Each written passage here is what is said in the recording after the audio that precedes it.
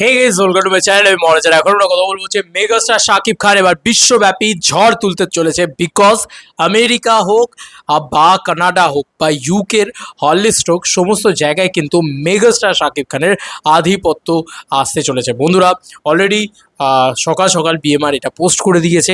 এখানে আমরা কী কী হল লিস্ট পাচ্ছি দেখে নিই। তো অলরেডি ইউএসএ থিয়েটার লিস্ট দেখতে পাচ্ছি আমরা। এছাড়াও সেখানে কোথায় কোথায় রিলিজ করছে, নিউ ইয়র্ক, নিউ জার্সি, তারপরে ফেন্সিল ভানিয়া, আচ্ছা, মার্লি ল্যান্ড, এই সমস্ত জায়গায় রিলিজ হচ্ছে। এছাড়াও ভার্জিনিয়া, তারপরে হচ্ছে বাবা এই এত উচ্চারণ করতে গিয়ে দাঁত ভেঙে যাবে ভাই। জর্জিয়াটা বুঝতে পারছি, সম্ভব নয়, মানে মারাত্মক ভাই। এটা আবার ইউএসের আর একটা থিয়েটার লিস্ট। আচ্ছা, ইউএসের আর একটা, সেখানে হচ্ছে ফ্লোরিডা, নর্থ কারোলিয়া, ভাই সম্ভব না, সরি।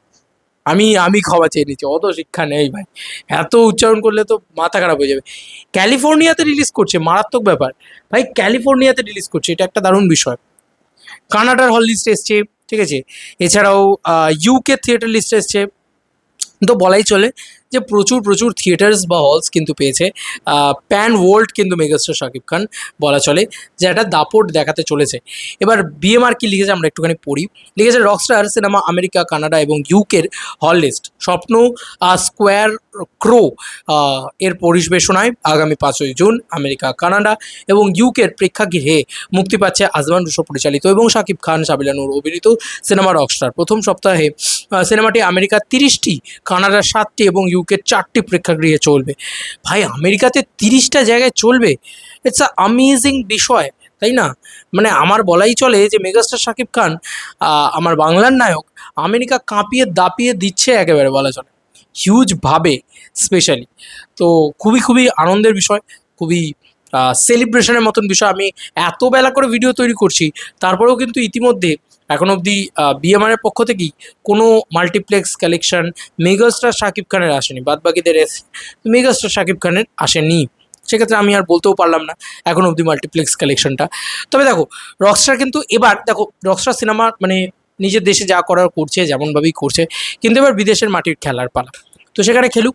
আর আমাদের এখানে তো আমি আর মানে আশাই ছেড়ে দিয়েছি, সব ছেড়ে দিয়েছি ভাই। কত আশা করে মানুষ, কত আশা করে, তুমি আমাকে বলো না, একটা আশা করারও তো একটা সীমা আছে। সেসব সব ভাই জলাঞ্জলি পুষ্পাঞ্জলি চলে গেছে ভাই। একটা লিমিট থাকে না, লিমিটলেস আশা করে ফেলছি বোধহয় আমরা, জানি না। মানে আমার কিরকম একটা লাগে যে আমাদের ইন্ডিয়াতে কিছুতেই রিলিজ হবে না ভাই, হাজার বলে নিলেও কিছুতেই রিলিজ হবে না ভাই। আর কত বলবো, আর কত লড়বো। যাই হোক, আমেরিকাতে রিলিজ হচ্ছে এই 30টা হলের ভিতরে। তুমি ভাবো তো, এগুলো হাউসফুল মারলে বেশি খুশি হব।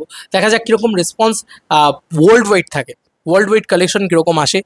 আমি তো মুখিয়ে বসে রইলাম, ওয়েট করে বসে রইলাম। বাদবাকি তোমাদের কার কি মতামত এই ওয়ার্ল্ড ওয়াইড রিলিজ নিয়ে, এই প্যান ওয়ার্ল্ড রিলিজ নিয়ে, অবশ্যই জানিও কমেন্ট সেকশনে।